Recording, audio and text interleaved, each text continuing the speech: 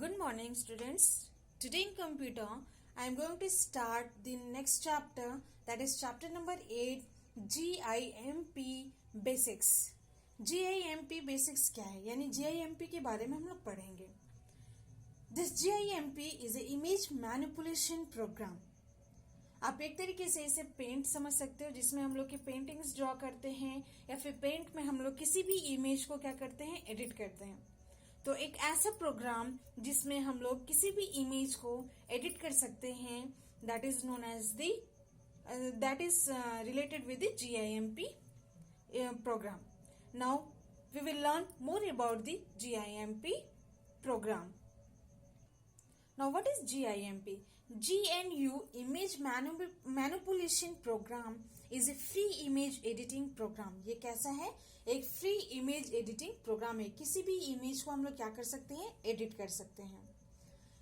एक simple paint programme है, जैसे आपको बताया कि एक सिंपल पेंट प्रोग्राम जिसमें हम लोग पेंट के सारे टूल्स को यूज करते हैं और उसका यूज करके हम लोग सारे पेंटिंग्स करते हैं. In the same way we can do with the GIMP.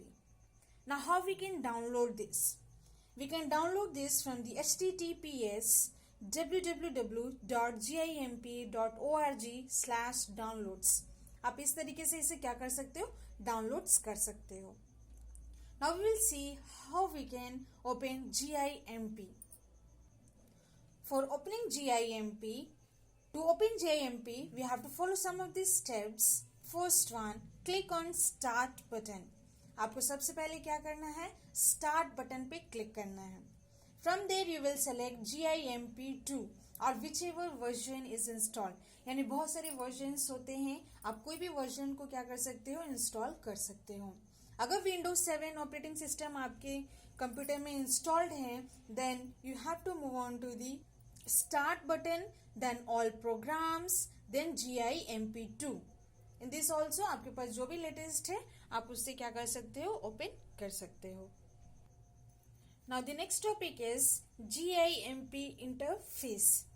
GIMP interface में 4 मेन कंपोनेंट्स होते हैं, that is the tool box, tool options and various panels arranged in tabs to accomplish various tasks, and fourth one, it is the image window which displays the image to be created or edited. जिस तरीके से paint में हम लोग बहुत सारे tools को use करके अपने पेंटिंग्स ड्रॉ करते थे, उसी तरीके से GIMP में है. This is the tool box in this and this is the tool option and various panels. इन सभी का यूज करके हम लोग क्या कर सकते हैं, अपना GIMP में कोई भी इमेज को मैनिपुलेट या फिर उसमें कोई भी चेंजेस या फिर एडिटिंग कर सकते हैं. Now GIMP theme and tool box theme. GIMP में टूल बॉक्स होता है. टूल बॉक्स क्या होता है, उसमें वेरियस टूल्स होते हैं जिसकी हेल्प से हम लोग क्या कर सकते हैं, ड्रॉ कर सकते हैं. Now for this to change GIMP colour theme, अगर हम लोग कलर थीम को चेंज करना चाहते हैं तो सबसे पहले हम लोग जाएंगे एडिट मेनू में, then we will select the preferences option there, then we will move on to the preferences dialog box, then in theme section we select the desired theme. जो भी हम लोग को पसंद है उसे हम लोग क्या करेंगे, सेलेक्ट कर लेंगे. उसके बाद in icon theme section select करेंगे colour from the tool box, then finally we will click on the OK button. और इस तरीके से हम लोग क्या कर सकते हैं, GIMP में कलर थीम को चेंज कर सकते हैं. Creating a new image. कैसे हम लोग एक न्यू इमेज को क्रिएट कर सकते हैं. First of all will press on the CTRL+N और क्लिक करेंगे इमेज ऑप्शन पे. कहां से, फाइल मेनू से. एज यू ऑल नो, अगर किसी भी न्यू फाइल को हम लोग क्रिएट करना चाहते हैं, for that we use the shortcut key, that is the CTRL+N. In this GIMP also we will use the CTRL+N, this shortcut key to create a new image. Now in create a new image dialog box आपके सामने open होगा. From there we can create a new image. Okay, now various templates are there. Template क्या होता है, ये pre defined sizes होते हैं और इसमें क्या होता है, बहुत सारे आपके ड्रॉप डाउन लिस्ट दिखाएंगे जिसमें से कि आप चूज कर सकते हो various templates. Image section.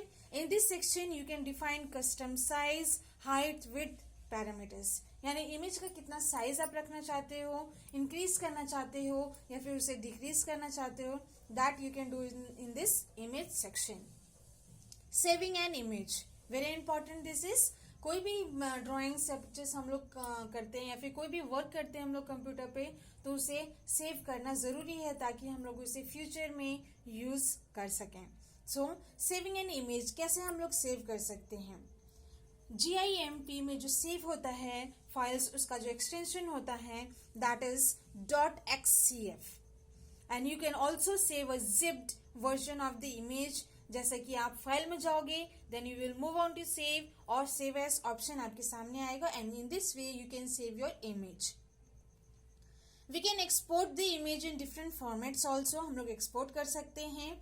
GIMP can be exported from in various formats like JPEG, GIF, then PSD, PNG, RAW, TIFF, BMP, GBR, PAT and IO, that is icon format। ये सारे फॉर्मेट्स हैं जिसमें कि आप GIMP जो image है आपका, उसको आप एक्सपोर्ट कर सकते हो।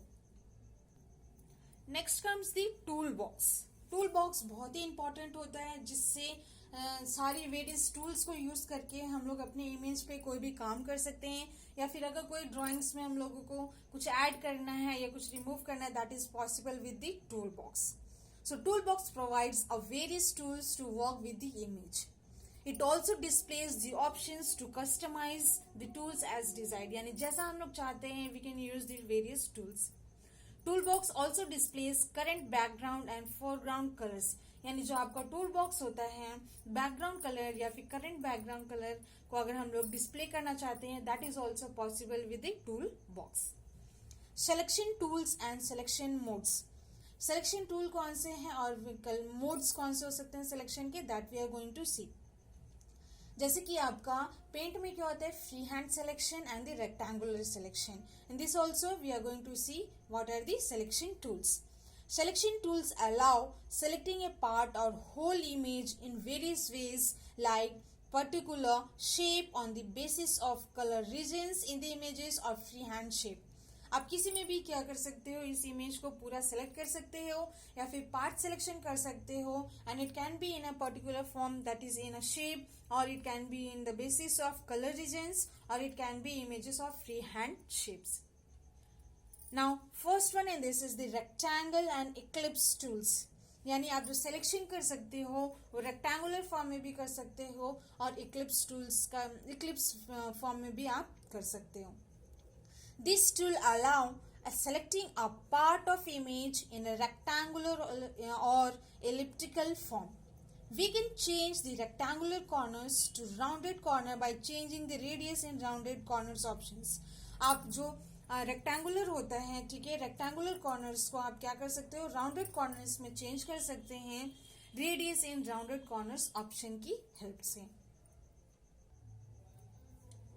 फ्री सेलेक्ट टूल, यानी फ्रीली आप किसी भी पॉइंट को क्या कर सकते हो, ज्वाइन कर सकते हो, एक अपने डिजायर्ड फॉर्म में उस शेप को क्या कर सकते हो, चेंज कर सकते हो।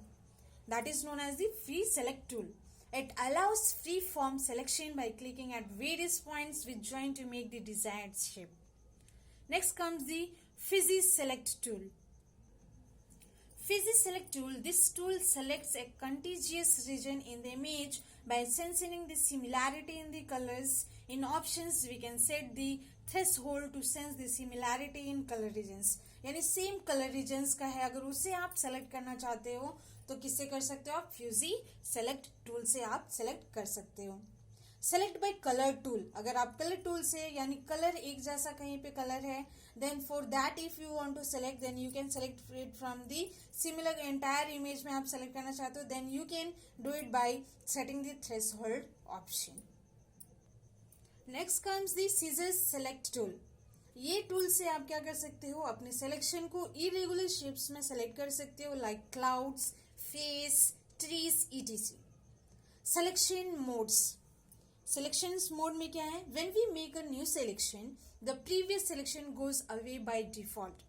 अगर आप एक नया सिलेक्शन करते हो तो जो प्रीवियस यानी पिछला जो आपने सिलेक्शन किया है वो बाय डिफॉल्ट क्या हो जाता है, क्या डिसअपियर कर जाता है।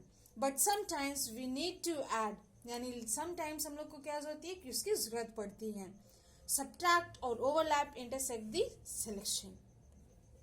add to current selection. अगर हम लोग add करना चाहते हैं current selection में, then how we can do it? This we can do by pressing the shift key on the keyboard or clicking the second button in the mode choice in tool options. In this way, we can add to the current selection. Now, how we can subtract from the current selection? This can be done by making a new selection by pressing Control key on the keyboard or clicking the third button in the mode choices in the tool options. In this way, we can subtract from the current selection. How we can intersect with the current selection? This is done by pressing the Shift plus Control key on the keyboard or clicking the fourth button in the mode choices in tool option.